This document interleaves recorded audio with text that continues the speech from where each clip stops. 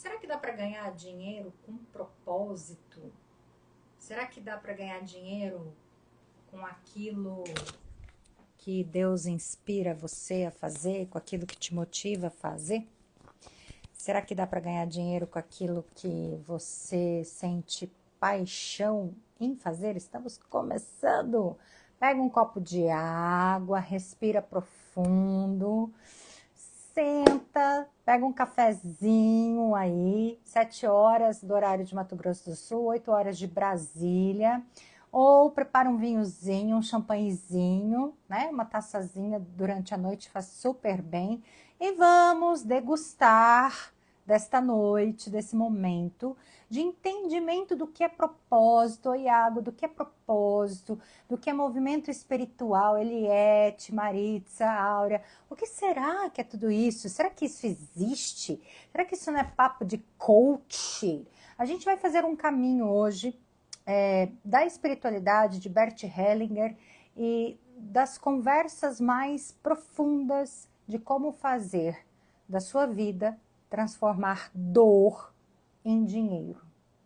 E olha, gente, isso não tem relação com esforço. Isso não tem relação com quem se esforça mais, quem faz mais bonitinha. A gente já começa testando umas crenças, tá? Quais são as crenças mais comuns? Quem é bom é quem se sacrifica. Quem ganha dinheiro é quem faz mais. Quem se doa mais. Quem é espiritual, por exemplo, não ganha dinheiro. Uma vez, um padre disse assim para mim, por que não pode ganhar dinheiro pelo altar? Porque os padres sobrevivem do altar. Vocês sabiam disso? Os padres, os pastores, mas não pode porque o dinheiro que vem do altar é pecado. Não, gente, é propósito. É propósito. A única diferença é que o propósito muita gente não sabe o que é. Seu propósito não é, por exemplo, você ser advogada, você ser professora, você ser dentista, isso não é propósito. Meu propósito, por exemplo, não é ser terapeuta, não é ser jornalista. Esses não são meus propósitos. Não é ser comunicadora. Eu vou explicar qual é o meu propósito. Meu propósito está ancorado nas dores que eu atravessei. E já vai listando quais são as dores que você atravessou durante a sua vida. Ok? Tem uma fala, por exemplo, que a gente diz assim, das mulheres, né? Que é muito comum. Uma verdade que dói. Por que eu não prospero fazendo o que eu amo? Você faz o que você ama? Primeira coisa. Primeiro entendimento que você tem que ter. Você faz verdadeiramente aquilo que você ama ou você faz o que você faz por obrigação? Você faz o que você faz para sobreviver. Essa é uma crença que vem da nossa ancestralidade. Eu vou trazer aqui algumas falas de Bert Hellinger. Quais são os sentimentos que a gente empresta das nossas ancestrais? Presta atenção. Primeiro, pensamento sistêmico sobre riqueza. Quais são as condições e os preconceitos que a gente tem sobre consciência de dinheiro e sucesso? Karina, seja bem-vinda. Na Bíblia, Jesus diz assim, que é mais fácil um camelo passar pelo buraco de uma agulha do que um rico entrar no reino dos céus, né? Então, qualquer que tenha sido o pano de fundo que Jesus disse isso, em todo caso, o que foi transmitido é que ser rico, por exemplo, é ser desprezado. Olha que pesado isso. Ser rico é ser desprezado. Quando eu falo para você, eu sou rica, como isso ressoa aí dentro de você? Pega uma moeda, imagina uma moeda, cara e coroa. Na cara, você está na escassez. Na coroa, você está rica. Qual você escolhe tirar? De verdade, seja honesta. Seja bem honesta. Na cara, está na escassez. Na coroa, você é rica. O que acontece se você for rica? O que de pior pode acontecer se você tiver muito dinheiro? aqui começam a aparecer as crenças. Por exemplo, eu tenho que emprestar dinheiro para outras pessoas. Eu tenho que dar dinheiro para os pobres. Jesus não estava falando que a gente não era bom para passar na agulha. Jesus estava falando que a gente tinha que superar certas crenças para ser rico. Outras crenças, você vai ter que viver o processo de despertencimento da sua família. A não ser que sua família seja rica. A não ser que sua família já seja rica e viva a partir do propósito. Mas se a sua família não for rica, você vai ter que se sentir um peixe fora d'água. E você tem que suportar o despertencimento. E hoje eu estava conversando com um amigo que dizia assim, nossa, eu vou largar tudo aqui porque meus pais estão envelhecendo e vou morar perto deles. Eu falei assim, mas por que você quer fazer isso? Ah, porque eles já estão velhinhos. Aí eu falei, mas quem que cuida deles? Bom, minha irmã cuida deles, fica tudo para ela. E ela ganha bem? Não. Eu falei, amigo, alguém tem que ganhar bem. Alguém tem que ter dinheiro para oferecer qualidade de vida. Então, o que é ser rico? Para você, o que é ser rico? O que é ter dinheiro? Para muitas mulheres, ter dinheiro, presta atenção nessa chave, significa que você superou, por exemplo, o seu marido. Você está melhor que o seu marido. Para muitas mulheres, ser rica significa que você perdoou o seu ex-marido. Para muitas mulheres, ser rica significa que você pode sustentar um homem. E daí você não ganha dinheiro para não cair nessas armadilhas do seu inconsciente. Por que é inconsciente? Porque você tem a opção de ter dinheiro e falar não. Para muitas mulheres, isso é uma crença. A gente está no sistema de crença. Aqui, só do cognitivo, certo? Jesus, gente, Jesus não era pobre. Jesus era rico, muito rico. Jesus era filho de um carpinteiro. Carpinteiro, na época, era como se fosse um gestor de TI de uma grande indústria hoje. Vocês têm noção o que era um carpinteiro na época? Vou abrir a consciência de vocês. Respira, respira fundo. Vai, toma uma respiração para caber mais. Porque falar de riqueza é liberar dor da nossa ancestralidade. Jesus era rico. Jesus, junto com Judas, o traidor, eles tinham sacos de moedas com muito dinheiro. Inclusive, essas moedas foram usadas, que Judas trocou Jesus por não sei quantas moedas, eu não me recordo agora. Essas moedas foram usadas para a obra dos cristãos depois. Então, em nenhum momento, Jesus falou para nós sermos peladinhos e pobrezinhos. Isso foi colocado por algumas versões, interpretações religiosas, para que a própria igreja se apoderasse do dinheiro das pessoas. Não estou dizendo que a gente não tem que dar dízimo, não é sobre isso. Na Bíblia também está escrito, olha só, assim é a fala de Bert.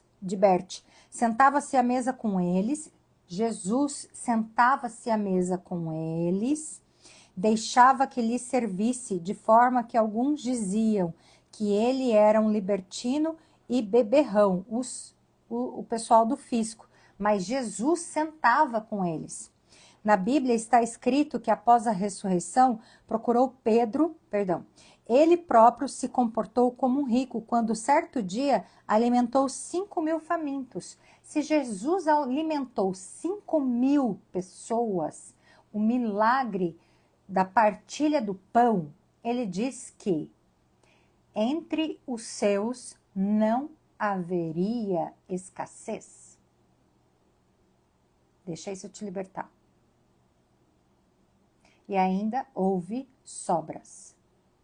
Sobraram cestos com pães e peixes.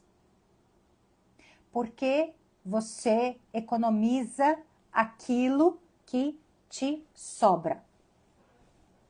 Sendo que Jesus não fez isso. Vamos pegar o exemplo de Pedro. Pedro e sua esposa. Pedro e sua esposa eram uma casa em que recebiam os 12 apóstolos.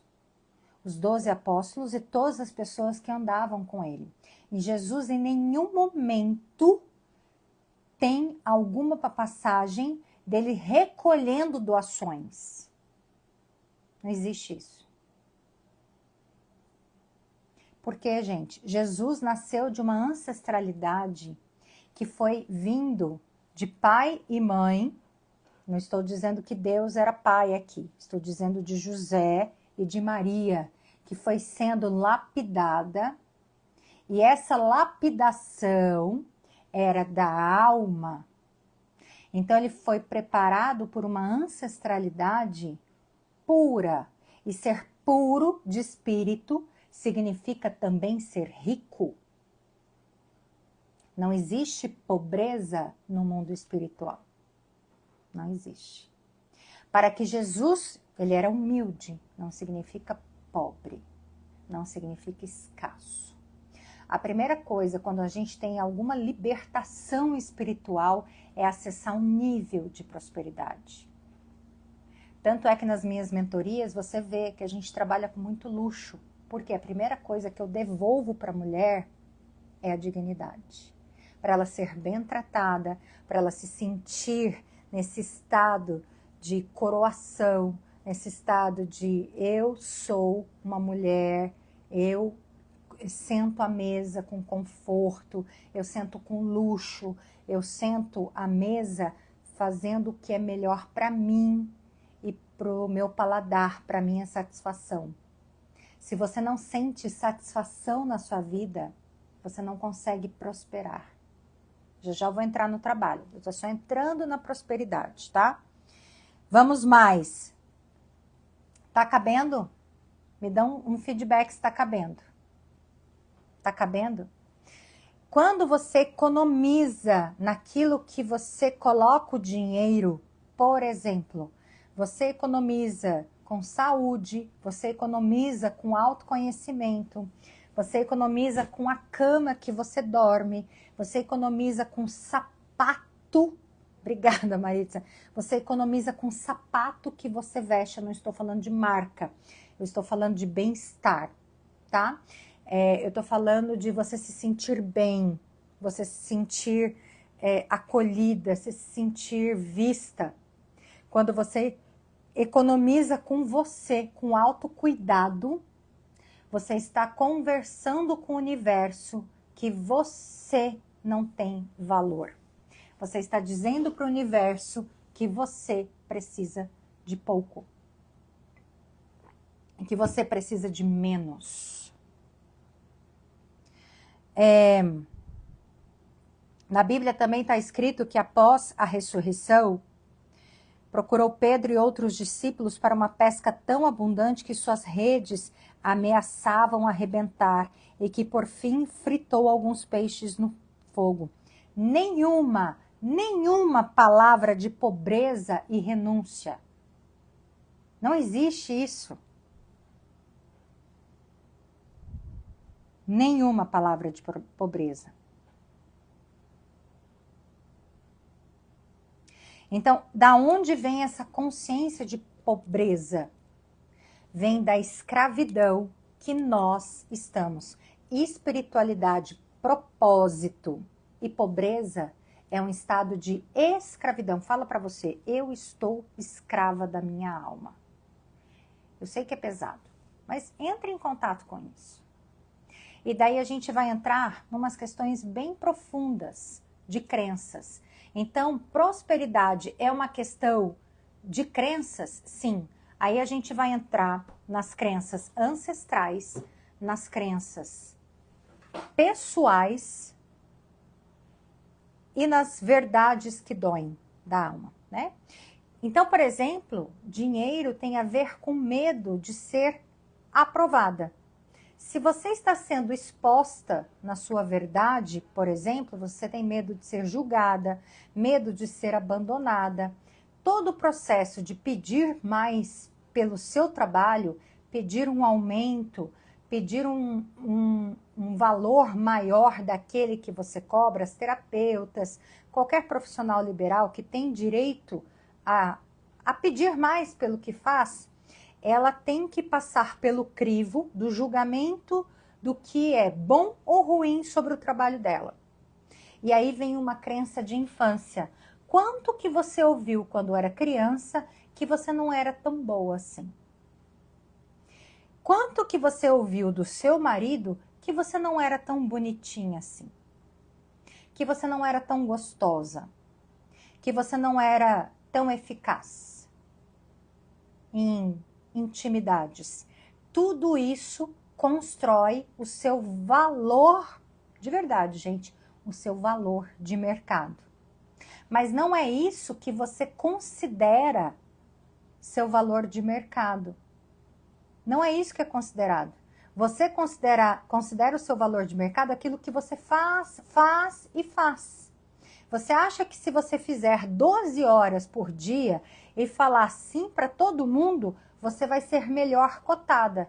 Não, todas as memórias que você ouviu da sua mãe, do seu pai, do seu ex-marido, tudo aquilo que você carregou no seu ouvido de desvalor, que está aí, aprisionado dentro da sua cabeça. Mas, vamos mais. Eu tenho medo de, por exemplo, prosperar muito e ter que entregar muito. Então eu fico mediana aqui. Eu fico servindo, dizendo sim para todo mundo, porque daí eu não sou testada no meu valor. Eu não preciso ser tão grande. Eu não preciso explodir muito. E, gente, o negócio bom é aparecer mesmo. O negócio bom é ser grande mesmo. Porque se você está falando de propósito, manda esse aviãozinho para mais gente, para a gente aparecer para mais gente. Eu sou Aparecida, por favor. Eu gosto de aparecer, dá licença. Me ajuda com esse Instagram que não está me ajudando a aparecer, porque hoje em dia, se a gente não anunciar, a gente não aparece para ninguém, né? É assim que funciona. Se você não coloca dentro do seu peito, eu sou Aparecida, ninguém vai te considerar assim. Porque o propósito, ele tem a ver com aquilo que você verbaliza, com a verdade que está dentro do seu coração. Já já vou falar do propósito. Já já a gente vai entrar ali. Nós estamos só nas crenças. Outras crenças, medos que não são seus. Medo de falhar, medo de ser julgada, medo de ser abandonada, medo de ganhar mais que a mamãe, medo de brilhar mais que as mulheres do seu clã. Agora me conta a verdade. Quantas mulheres do seu clã foram analfabetas? Quantas mulheres do seu clã dependeram exclusivamente dos homens? Quantas mulheres do seu clã foram verdadeiramente escravas? Quantas mulheres do seu clã foram braçais? Na minha história, gente, eu cresci vendo minha avó matando frango. Conta pra mim, quem são as avós de vocês? A avó materna matava frango. Trabalhava atrás de um balcão. Costurava para fora de casa. Minha mãe professora. Então, para eu começar a entrar num estado de brilhar, eu tive que atravessar todas essas crenças ancestrais que existiam das antepassadas. Elas estão dentro do seu corpo. Queira ou não queira, você vai viver essas crenças. Quantas das suas antepassadas sofreram humilhação, sofreram abusos morais, abusos físicos, e aí eu não vou entrar nem nessa esfera. Mas você precisa atravessar tudo isso. Dentro da alma, esses registros estão aí. E por que eu comecei falando de Jesus? Para tirar isso da sua cabeça. Porque se você não está prosperando com aquilo que você ama fazer, é porque a responsabilidade é sua. Vamos mais. Tenho medo de ser vista. O que acontece se a mulher aparecer demais? O que acontece se você aparecer demais? Medo. Vamos lá. Medo de ser julgada. medo de ser chamada de aparecida, medo de ser chamada de oferecida. Medo de quê, gente? Qual o seu medo? Falem para mim. Uma mulher que se prioriza, por exemplo, que escolhe a sua profissão, geralmente é egoísta. Uma mulher que escolhe a profissão, ela carrega a culpa, porque ela está escolhendo a profissão e não a família. Toda expansão, quando você vai expandir financeiramente, isso vai colocar em risco, num primeiro momento, o seu relacionamento, a sua maternidade e o seu pertencimento à família. Você vai sentir esse risco, depois a gente ajusta isso. Porque eu expandi e nada entrou em risco. Eu conciliei tudo. E mais, consegui ainda mais tempo de qualidade. Mas a mulher, toda mulher tem, eu tive, todas que eu conheço tem, todo mundo tem culpa. Culpa. Então a mulher fica acondicionada dentro de uma caixinha pensando assim, se eu crescer, eu perco o amor. Essa era uma crença que eu tinha. Ou eu caso, ou eu prospero. Se eu prosperar, eu vou ficar maior que o meu marido. Se eu prosperar, se eu revelar a minha potência, eu vou ficar maior que o meu parceiro. E eu não posso ser maior que ele. E aí é um grande engano, gente. O homem, eu estava dando aula na Imperatriz hoje à tarde e expliquei para eles. Um homem, quando cresce, ele lidera uma nação. A mulher, quando cresce, ela lidera, presta atenção nessa chave. Ela lidera um lar e os corações. Nós temos propósitos diferentes. A mulher, quando lidera, qualquer mulher, grandes exemplos que são felizes de verdade, ela conecta o coração. O homem lidera nações. O impacto dele é em outro nível. Então, assim, independente de quem seja seu marido, se ele crescer, cresça você. Se ele não crescer, cresça você. Alguém tem que fazer o dever do financeiro. E se ele não crescer, alguém tem que ter dignidade financeira, porque isso é bíblico. O dinheiro faz parte da vida, ele serve à vida. Tem muitas mulheres que têm memórias de humilhação, por exemplo. Então, como tem a memória de humilhação, ela está assim, ai, você me desculpa, mas eu queria pedir uma ajuda. Será que você pode me ajudar? Você pode trabalhar isso comigo? Você pode me dar um auxílio? Será que você pode cuidar de mim? Será que você pode... Memória de humilhação, gente. Memória de injustiça. Ai, mas eu não vou conseguir, né? Ai, mas eu acho que eu não tenho esse direito de prosperar. Ai, mas eu acho que isso não é para mim. Eu acho que eu não consigo, né? Não, isso não é para mim. Memória de injustiça.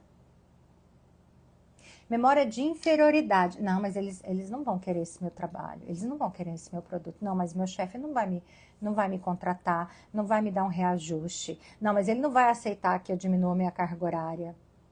Memória de inferioridade, de rejeição. E aí, até que hora você vai ficar com isso? E o propósito? Vamos falar de propósito? Toda dor que você atravessa na sua vida se torna um propósito. Então, vamos supor que na sua família há muita dor das mulheres e dos homens que precisavam, por exemplo, lidar com a pobreza.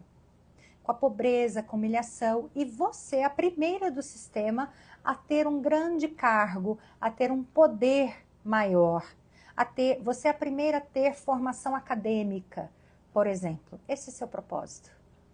Você transformar esse lugar da formação acadêmica, da sua profissão, num lugar onde você vai dar voz àqueles seus antepassados que não puderam estudar. Mas você vai só estudar ou trabalhar? Não. Você vai passar a viver a partir daquilo que brilha seu coração. E aí é só você que vai dizer. Se você é a primeira a conquistar um diploma, um cargo público, você é a primeira a ter uma profissão muito boa, você é a primeira a atravessar uma grande dor na sua família. E só você sabe o que é essa grande dor. Toda dor vira uma paixão. Qual é a sua paixão? Isso é seu propósito. Vou te dar um exemplo. Eu, como jornalista, por exemplo, dentro da conexão junto com a ancestralidade, com o sistema, a comunicação está ligada a desvendar os segredos de família.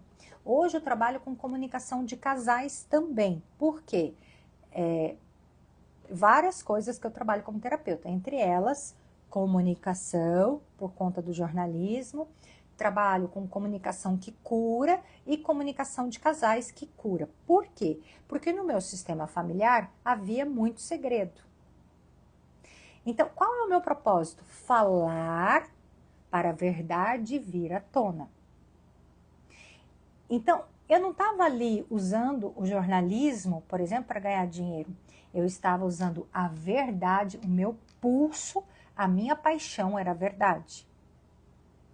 Sacou? Um médico, por exemplo, ele não usa a medicina para ganhar dinheiro.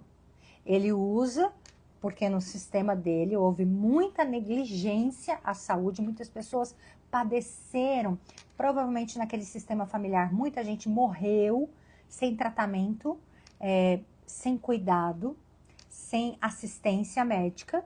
Então ele usa essa pulsão de vida que ele tem para dar assistência. Esse é o propósito dele, essa vontade de ajudar, essa caridade, essa compaixão.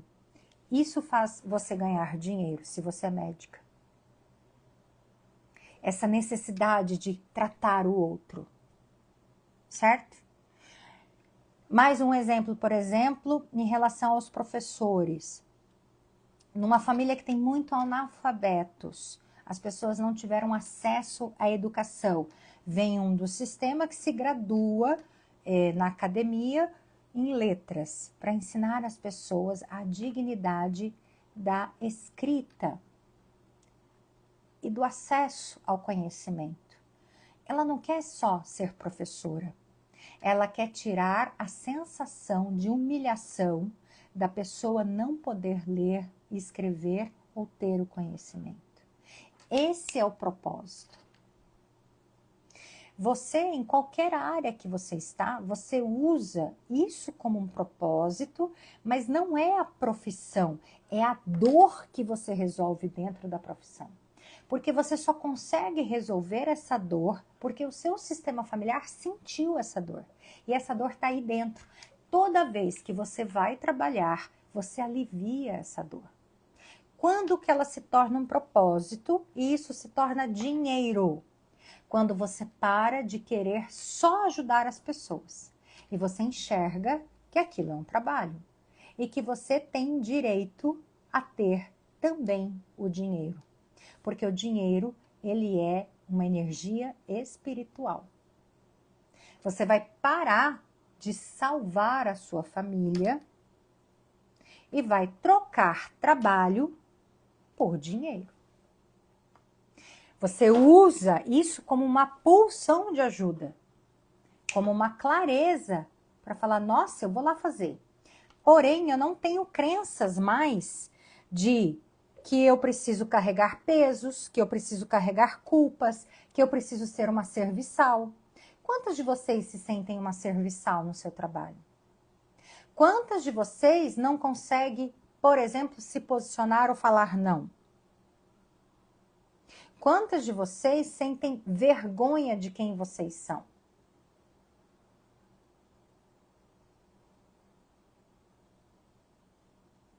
Quantas de vocês têm medo de olhar para quem vocês são? Há quanto tempo você deixa essa dor latente aí e você fala assim, não, eu não vou olhar para isso, eu não vou mexer com isso. Não. Eu vou continuar uma serviçal. Percebe? Então, gente, o medo de crescer, o medo de tomar consciência vai passar por vocês. Quantas vezes você já teve vontade de olhar para isso e não olhou? Você tem essa vontade. Outra coisa que eu vou falar, os sentimentos que vieram emprestados do clã, né? Tem que tomar cuidado, Dani, se esses nãos também não são sentimentos emprestados do clã. Vou dar um exemplo. A minha avó sempre falou amém para todo mundo. Então, de repente, eu aprendo a falar não. Aí eu saio falando não assim, ó. Os nãos precisam vir de um lugar de sabedoria. Avós que não puderam estudar. É um sentimento que vem emprestado. Que sentimento é esse? O sentimento da impotência, o sentimento da falta de pertencimento. Então, sabe aquela sensação, por exemplo, que você vê a reunião, eu tinha muito isso. Era horrível. A reunião dos chefes. E eu era uma peba no jornalismo, né? Aí eu vi os chefes reunidos lá na sala de reunião, sala de vidro, parecia um aquário, e eu falava assim, eles estão todos falando de mim. De onde que eu tirei isso? Sentimento emprestado, gente. Ninguém me falou que alguém estava falando de mim, mas eu tinha uma sensação que todo mundo estava contra mim. Isso é um sentimento emprestado, provavelmente um sentimento emprestado do clã.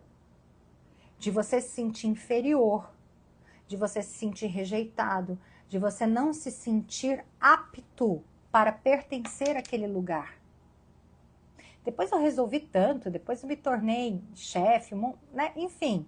Mas eu tive que resolver essas questões dentro de mim. Eu me sentia extremamente inferior. E aí, o que acontecia? Quando eu precisava me posicionar, quando eu não suportava mais a servidão, né, o quase estado de escravidão, aí eu me posicionava como reativamente. Dava os pitis. Então, assim, se você teve uma bisavó, uma avó que trabalhou até se esgotar, você não suporta, por exemplo, excesso de trabalho. Ou você trabalha demais em lealdade a essa avó. Mulheres que foram silenciadas, por exemplo, você briga ou fala não a rodo, em exagero. Porque a bisavó foi silenciada. Porque naquela época não podia falar mesmo. Mães que não puderam escolher, por exemplo, não podia escolher. Que escolha que tinha? As minhas bisavós, por exemplo, eu tive uma bisavó que casou-se e morreu de câncer de útero. Eu trabalho hoje com mulheres. Por quê? Para resolver sistemicamente esse câncer dessa avó. Essa avó se casou com meu bisavô, por exemplo, sem chance de escolha. Ó, você vai casar com esse homem, é seu primo, e daí? Vai juntar as fazendas, as fortunas. Tem que casar com seu primo. E eles tiveram 12 filhos, cada filho uma fazenda. A fortuna ficou dentro da família. Quem era feliz? Tanto é que na minha família tem muito câncer, por conta das dores silenciadas. Aí vem Dona Ellen como consteladora familiar para poder resolver essas questões daqui para frente e o que possível para trás. Conseguem perceber, gente, que a conta não fica sem ser paga? Vamos mais. Famílias que sobreviveram na escassez. A escassez, por exemplo, ela tem relação com o passado que existiu sim no Brasil. Qual é a sua ancestralidade? Se você vem de uma ancestralidade de negros, se você vem de uma ancestralidade de portugueses, de uma ancestralidade de italianos, de espanhóis, essas pessoas que chegaram aqui no Brasil, se não foram os senhores, né, realmente passaram por situações de muito desafio. Mas isso foi no passado. Só que a sua mente ainda opera no passado. Então, dona Dani, que horas a senhora vai resolver liberar tudo isso? É a sua escolha. Você já tem consciência. Tá sentindo dor e vivendo na escassez em lealdade a esses antepassados. Alguém tem que fazer alguma coisa. E quem faz alguma coisa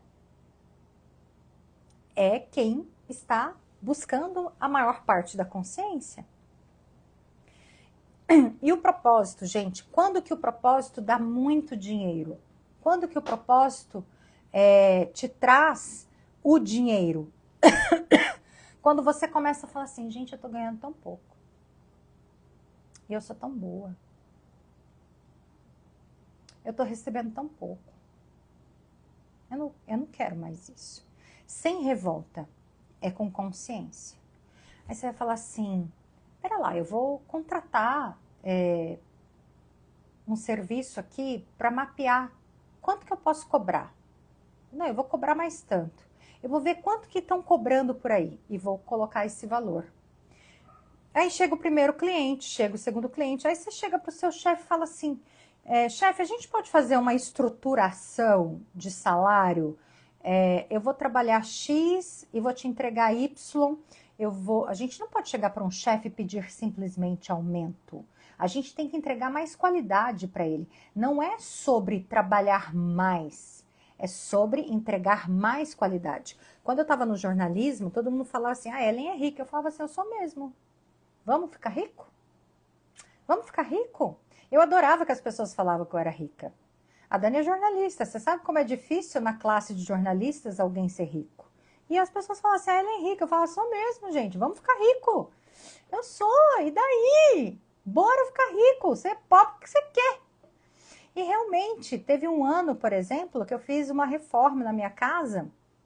Eu construí todo o fundo da minha casa aqui, um prêmio que eu ganhava. Foi o primeiro acesso a um dinheiro grande, na época, muito tempo atrás, isso já tem mais de 10 anos, de riqueza. Por quê? Porque você tem que ser motivada pelo desejo, certo? Dentro da classe do jornalismo, tá, Dani? Dentro do jornalismo. Isso, os colegas diziam isso, certo?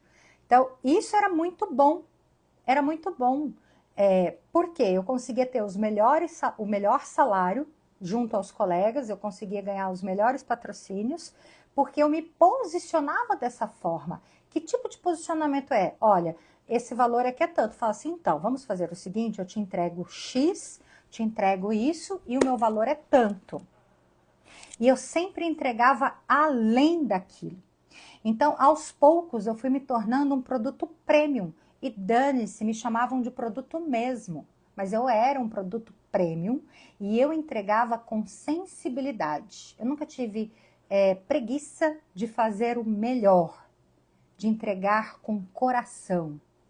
E eu tinha uma marca registrada, por exemplo, de todos os entrevistados, sejam homens e mulheres, chegavam perto de mim, quando eles iam entrevistar, eles falavam assim, acabou a entrevista? Nem parecia uma entrevista. E os homens ainda diziam, você me fez chorar. Essa era a minha marca registrada. Porque eu estava ali, presente, diante de um outro ser humano. Então, o propósito, ele tem relação com aquilo que você se coloca a serviço do outro. Eu ensinava isso para os meus alunos da faculdade. Na frente de um presidiário, na frente de um mendigo, existe um ser humano.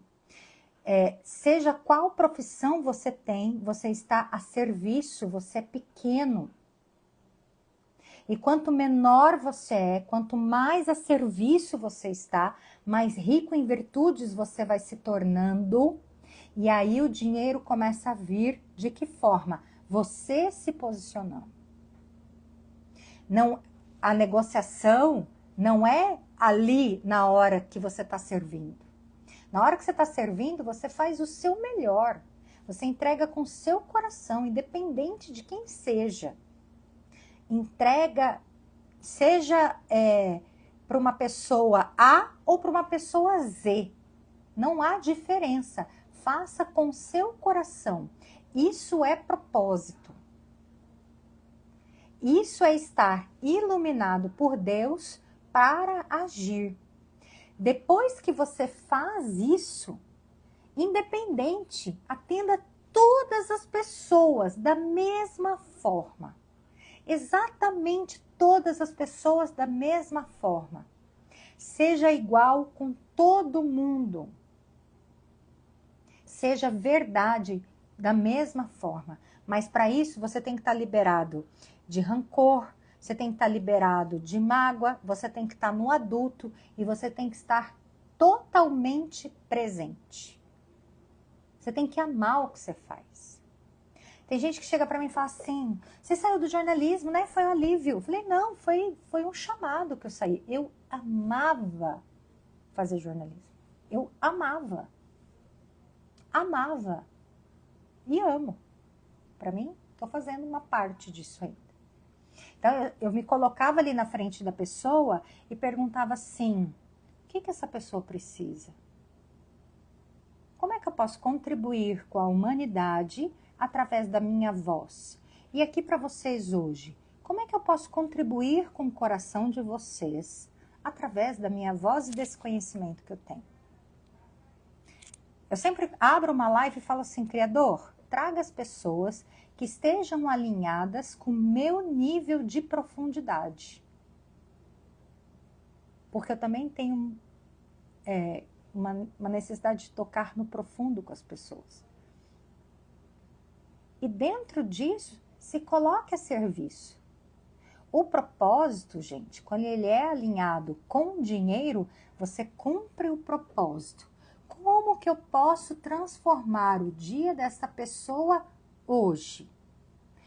E aí você vai chegando nos lugares e você vai trocando o dia, né? Você não quer chegar num lugar, por exemplo, para trabalhar e seu dia se tornar péssimo. Você não quer chegar num lugar e seu dia ser estragado. Então você chega, por exemplo, com a Dona Maria ali do barzinho e você quer transformar o dia dela para que ela também transforme o seu dia. Vamos supor que você vende balas para a Maria do barzinho, mas vamos supor que você vende balas para o seu José do supermercado Super Z. Os dois, você vai viver grandes transformações no seu dia. Seja qual for a pessoa que você vai encontrar, vá com esse propósito. Como que eu posso transformar meu dia e levar aquilo que eu sou? E assim, um pensamento muito interessante é, o peso do feminino ferido é assim. Ser boa significa me sacrificar. Ser amorosa é se doar demais. Ser feminina é ser pequena. Ser profissional é competir com os homens, mostrar mais valor que os homens. Ser mãe e profissional, eu tenho que lidar com a culpa de ser mãe e tenho que lidar com a culpa de não ser boa profissional. Ser autêntica é perigoso. Vamos parar com isso? Você vai acordar de manhã, você vai se arrumar, porque aquilo vai te fazer bem. Quando você se relaciona com as pessoas, aquilo te nutre. Aquilo te enche a alma. Seja onde você trabalha, se você trabalha no comércio, se você trabalha numa repartição pública, aonde você trabalha, você não trabalha, você se relaciona. Você não conversa com as pessoas, você se comunica. Você troca energia, troca espiritualidades. Viva o seu propósito a partir disso. Para de pensar que você vai viver o propósito daqui a um ano. Seu propósito é agora. É já. Para de competir. E um recado para as mulheres. Peçam ajuda aos homens. Quando você começar a mudar a sua postura de mulher no ambiente de trabalho, parar de querer ser melhor que o homem. Homem tem outro propósito. Primeiro que eles têm mais força que a gente. Primeiro, que eles têm mais força que a gente. Segundo, que eles não abrem o coração tão rápido quanto a gente. Então, vá pela sensibilidade. Na sua sensibilidade, ali está o dinheiro. As pessoas vão chamar você pelo tanto que elas se conectam com o seu coração. Não queira ser a fodona. Não é isso que vai te fazer grande. De jeito nenhum. Existe uma lei do Deepak Chopra, e eu ensino para muitas mulheres, e eu já fui workaholic. Eu amo trabalhar. Eu amo trabalhar. Mas eu já fui workaholic, tá, gente? Eu tinha 3 empregos. 3. Eu era professora universitária, mas eu sou geradora de energia, né? Então eu tenho necessidade de fazer muitas coisas. Hoje que eu só tô mentora, mas dentro da mentoria eu trabalho com várias coisas. E quando eu tinha 3 trabalhos, eu era terapeuta, professora universitária e ainda trabalhava na TV. Aí teve uma época que eu fazia mestrado, era gerente de jornalismo, apresentadora de TV. Então, assim, eu sempre tive necessidade de fazer muitas coisas, mas era uma necessidade para afugentar dos processos de presença. Quanto menos presente você fica, menos presente você fica, presente no seu corpo, mais acelerada você tá e menos você escuta Deus. Então, assim, dentro do processo, você precisa ouvir o Criador. Então, por exemplo, eu vou ouvir o Criador. Ele vai trazer uma inspiração para você. Você vai trabalhar muito menos, e vai trabalhar inspirada nos seus propósitos. Então, por exemplo, quando você for criar alguma coisa, você vai começar a ver umas ideias, se você tiver conexão com o Criador. Ele vai trazer uns modelos. Quem trabalha com criatividade, por exemplo, eu falava assim, Criador, o que tem que fazer? E daí você espera. Num ritmo enlouquecido, não dá para fazer isso. Não dá para fazer isso. Tem que ser no descanso. Então, assim, dentro das minhas mentorias, tudo existe uma resposta do meu corpo, que eu estou com vontade de fazer, ou eu canalizei alguma informação que ele trouxe. Toda mulher acelerada está fugindo de si mesma. Toda mulher acelerada está fugindo de si mesma. Qual é o oposto disso? Quem você encontra? Você e Deus. Certo? Existe uma lei do sucesso que chama-se a lei do mínimo esforço. Eu vou ler isso para vocês. Para a gente caminhar para o recadinho que eu quero dar para vocês. Cadê a lei do mínimo? Vamos lá, querido. Ai, ai.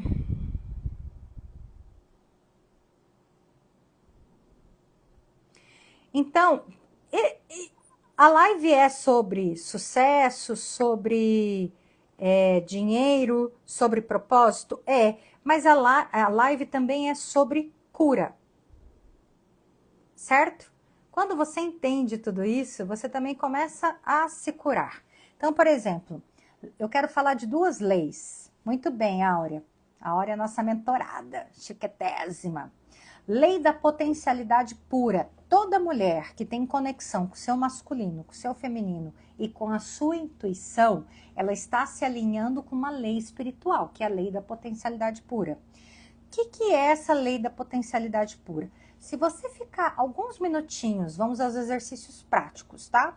Se você ficar alguns minutinhos parada, em silêncio, respirando e parada, você vai começar a observar a natureza, você vai observar seu quarto, vai observar a parede, vai observar aquela luz, vai ficar paradinha. E você vai dizer assim, qual é a minha potência?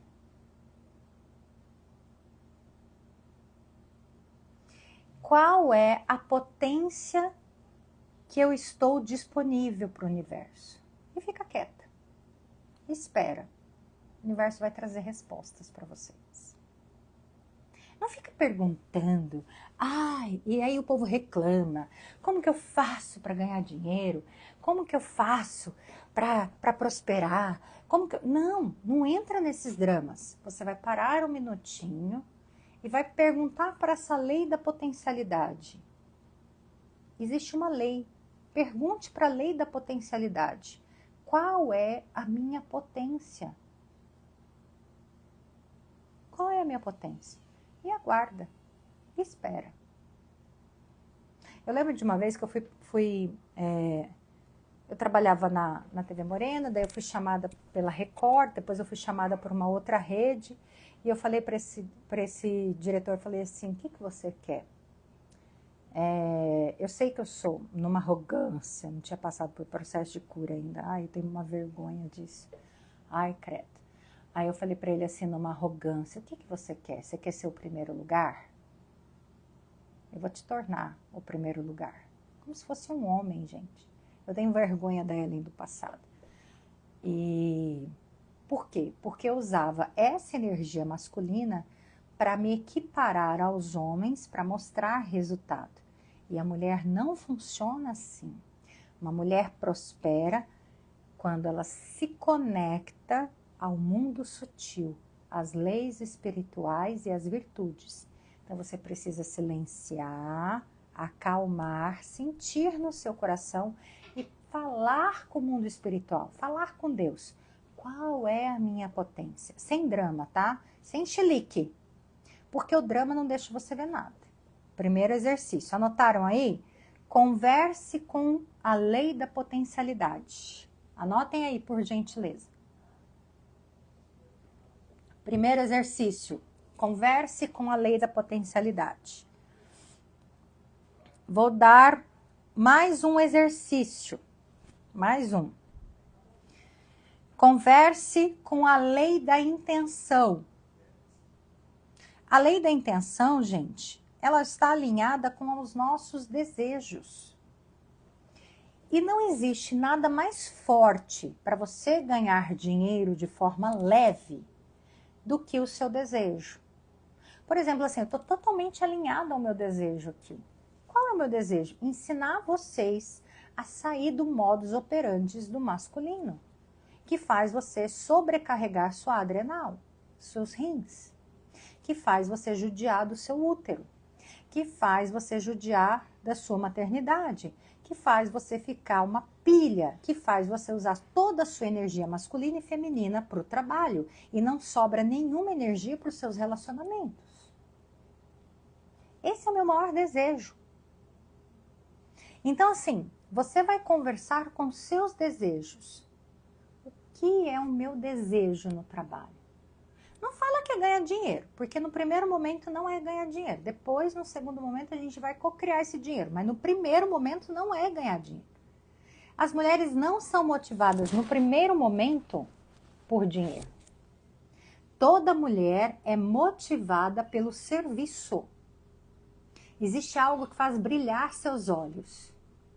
Qual é o brilho do seu olho? Qual é a sua motivação? O que te inspira? Pode ser algo que te dê muita satisfação ou reconhecimento. O que é isso que te inspira? Tanto os homens quanto as mulheres, né? Mas os homens, eles são muito mais bem resolvidos com a questão financeira. O homem trabalha muito bem a cabeça dele, que ele trabalha por dinheiro. Mas a mulher não funciona assim. A mulher já trabalha por satisfação, por prazer, então, por desejo. Qual é o seu desejo? Tá, é pelo ego? É para aparecer? É para ficar bonito? Para fazer coisas bonitas? É para se divertir? Para ficar no meio das pessoas? Para ter um monte de gente? É para fazer uma cirurgia plástica? Pode ser. Teve uma vez que eu fui para a Europa, a primeira vez que eu... Foi a primeira vez? Não, a segunda vez que eu fui para a Europa, eu já ganhava bem, já ganhava super bem. Mas eu precisava ganhar muito mais dinheiro, porque eu queria levar meus filhos juntos, né? E a gente ia passar 30 dias na Europa, então imagina a grana que eu precisava. E daí eu comecei a vender lingerie. Então eu já ganhava bem como jornalista, eu já estava num alto cargo já, e eu ainda vendia lingerie. Então o dinheiro também pode ser o seu desejo, uma meta financeira. E o meu maior desejo naquela época era levar meus filhos para Disney. na Europa. Pensa um desejo. Ah, mas eu consegui. Ah, mas eu consegui, eu bati minha meta na época. Ah, se não.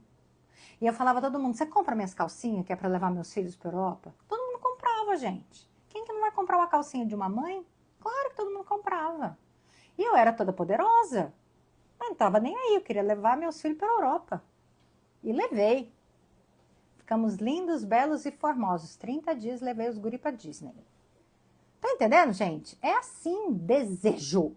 Anota aí, qual é o seu desejo? Desejo do coração. Tem que ser puro desejo do coração.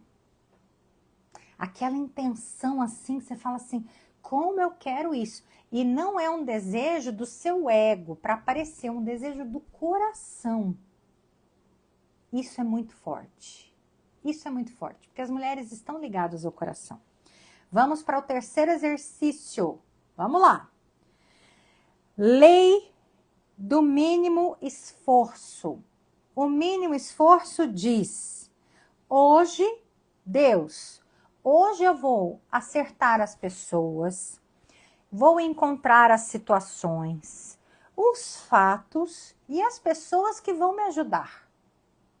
Essa é a lei do mínimo esforço. Por quê, gente?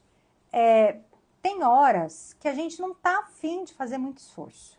Você fala assim, olha, eu vou fazer isso, eu quero ganhar esse dinheiro, esse é o meu propósito, mas eu não gosto de fazer isso. Vou dar um exemplo. Eu gosto de cozinhar, mas eu não gosto de lavar louça. Então, assim, eu cozinho todos os dias, mas não vem com um negócio de lavar louça. Então, é a lei do mínimo esforço. Eu faço uma comidinha todos os dias, mas não lavo a louça. Então, o mínimo esforço é arruma alguém para lavar a louça. Outro mínimo esforço. Olha, eu gosto muito de... Vamos supor, eu gosto de vender lingerie. Vou falar do meu exemplo. Mas eu não gosto de dobrar calcinha. Sempre aparecia alguém para dobrar calcinha. Juro para vocês. Juro para vocês. Eu tinha um namorado na época que ele me ajudava a dobrar as calcinhas. Pensa um homem paciente. É sério, gente. Lei do mínimo esforço. E eu não estava usando de má fé ali. Eu só não gostava. E não sei fazer isso até hoje. Não aprendi. Não sei dobrar roupa para venda. Não sei. Não tenho a menor habilidade para isso. Tá entendendo? Então, confia que você vai ter as pessoas certas, que o universo, Deus vão trazer. Se isso está alinhado ao seu propósito, Deus e o universo vão trazer as pessoas corretas para sua vida. Você vai ser surpreendido. E vamos à quarta lei, que eu vou dar uma de bandeja para vocês, que está encerrando nosso tempo. A lei do Dharma. A lei do Dharma diz assim: eu carrego comigo a consciência dos meus talentos. O Dharma, gente, é o contrário do karma. A gente dá muita importância para o karma, mas a gente não sabe que a gente está transformando toda essa caquerada dos nossos antepassados em história boa. Eu falo assim, Criador, ó, o negócio é o seguinte, tá, eu fiz um monte de pereba na minha vida, eu não tinha consciência mesmo, né? Eu era muito escassa, tinha uma cabeça meio de pobre, eu tinha uma cabeça meio egoísta, e eu tenho uma história assim, mas assim, se o senhor quiser me dar uma missão, eu aceito, tá? Se o senhor me dá só os recursos, me dá as condições, o senhor sabe que eu sou uma pessoa muito emocional, o senhor sabe que eu preciso disso, disso, e disso, e disso, e disso, mas eu vou fazer o que o senhor está me mandando. Eu tenho talento para conversar, eu tenho talento que eu me acho bonita, eu gosto de falar, eu gosto de aparecer no vídeo, mas o senhor me dá os recursos, me dá as condições que eu preciso também. Eu não gosto de ficar esperando. Aí ele vai dando uns testes pra gente e vai funcionando. O Dharma, gente, é você se colocar assim, Criador, tem coisa para fazer, eu faço. Eu tô pronta. Dharma é transformar tudo isso que vocês falaram, de que vocês já foram aceleradíssimas, de que a Dani falou, eu amo minha profissão, eu vim da família de escravos, eu não suporto excesso de trabalho, eu tenho sentimentos de aprovação, eu não consigo falar não, eu consigo falar não, a minha família teve segredo. Você vai falar assim, Criador, ó, eu tenho toda essa caquerada aqui. Eu sou feita dessa bola de dor. Se o senhor me ajudar, eu estou colocando isso tudo à disposição das pessoas, eu vou colocar isso ao maior. O senhor pode confiar em mim. Isso é Dharma. Eu não tenho vergonha. O senhor pode usar a minha história para ajudar as pessoas. Eu não tenho preguiça de trabalhar. Eu não tenho julgamento. O senhor pode me trazer todo tipo de gente que eu ajudo. Isso é Dharma. Isso é Dharma, gente. Tá entendendo? E daí o karma se transforma num propósito luminoso que vai te trazer abundância, porque é promessa divina. Prosperidade é promessa divina. Vocês nunca mais vão esquecer o que eu falei no começo da live. Jesus era rico. O pai dele não era pobre. Maria era a mais linda das mulheres da época. As vestes de Jesus, quando ele morreu, foram divididas. Divididas. O que significa que as vestes de Jesus foram divididas? Que não era pano de qualquer jeito, não. Era pano de condições. Era linho de primeira. Então, para com essa consciência de pobrezinha, de merreca. Para de economizar com você. Para com essa mente de escassa. Que essa escassez só está na sua cabeça.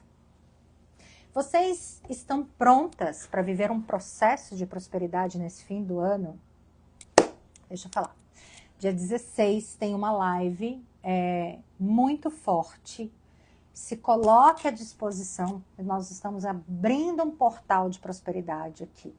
Nos próximos dias eu vou trabalhar isso com vocês.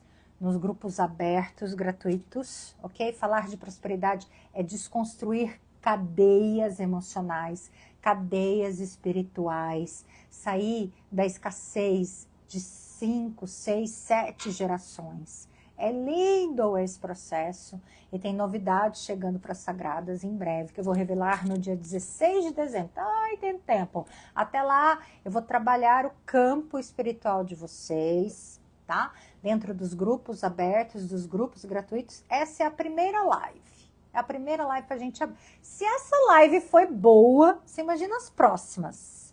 Você imagina a live do dia 16.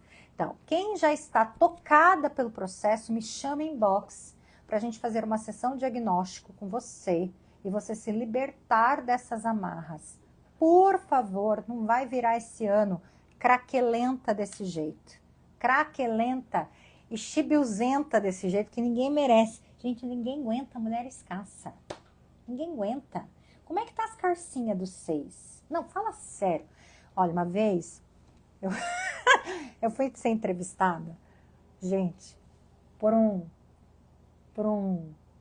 eu fui entrevistar o cabeleireiro das Astrizes, né? A minha sorte, que já era de condições na época, porque antes, se ele tivesse chegado antes, eu ia passar vergonha. Vanderlei Nunes, o nome do cabeleireiro. Pode, Maritza, pode sim, com certeza. Já chega pronta para mentoria, querida. Você já chega pronta para mentoria. Quem já fez, já tem que chegar pronta para mentoria. Aí o Vanderlei Nunes olhou para mim e falou assim, como que eu vou medir uma mulher, se ela é uma mulher boa? Cabelo e sapato, cabelo e sapato, cabelo e sapato. Gente, por favor, vocês nunca vão esquecer disso. Não economizem com o cabelo e o sapato. Cabelo e sapato. E eu vou colocar mais uma. Cabelo, sapato e o seu coração. Não tem condições, gente. Se você andar com o cabelo, o sapato feio, significa que você não tá boa. Que o seu coração não tá bom. Você tá entendendo? Não adianta. Aí é sorte que eu tava com o sapato novíssimo e o cabelo tava muito bem cuidado. Então, assim, unha bem feita, cabelo arrumado, sapato bom, as calcinhas, gente, pelo amor de Deus, não precisa ser calcinha de marca, mas uma calcinha de condições, por favor. A dignidade tem que estar dentro de você. Tá entendendo, gente? Tá entendendo? De condições. Por favor. Ai! Maritza, a gente vai chamar você. Bora para dentro da mentoria. Me deu até calor. Deu calor. Ui! Por favor, gente. A mulher arrumada é um ato de servir. Você não precisa estar cheia de botox. Eu estou resistindo a fazer minha boca. Mas já estão me botando na cabeça que eu tenho que fazer essa boca. Eu vou ver, vou pensar se eu vou fazer a boca que está cheia de... Como é que chama de negócio aqui? Enfim, estou resistindo. Eu sou um pouco mais do natural. Aí, mas dizem que tá feio no vídeo. Então tá bom. Aí Birkita falou, tá feio no vídeo. Tá bom, então vamos ver essa boca. Ai, meu Deus do céu. Aí, eu não esqueço desse Vanderlei Nunes. Falou assim, nossa, você tá ótima. E eu não tinha terminado o meu processo de cura ainda. Se você tá bonita, você está prestando um serviço para a humanidade. Mulher tem que estar bonita. Não precisa estar cheia de coisa. Não precisa. Mas tem que estar bonita, cheirosa. Com uma aparência bacana. Entendeu? Arrumadinha, gente. Bonita. Bonita e cheirosa, arrumadinha. E outra coisa, já vou dar uma dica para as almas gêmeas. Quem quer encontrar seu parceiro divino, use perfume todo dia. Porque isso ativa os seus feromônios. Tá entendendo? Um beijo para vocês, meus amores. A gente se encontra. Eu vou liberar o link de inscrição para vocês entrarem no grupo e participar dessa live no dia 16.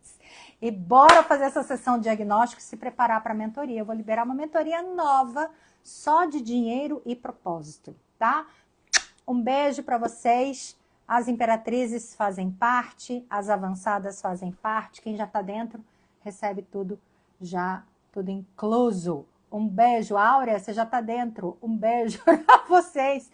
Até a próxima, meus amores. Fiquem com Deus. Ah, tira uns prints, comenta. Fala aí pro povo, tá? Faz umas fotos bonitas, comenta aí. Beijos. Amo vocês. Fiquem com Deus, gente. Tchau.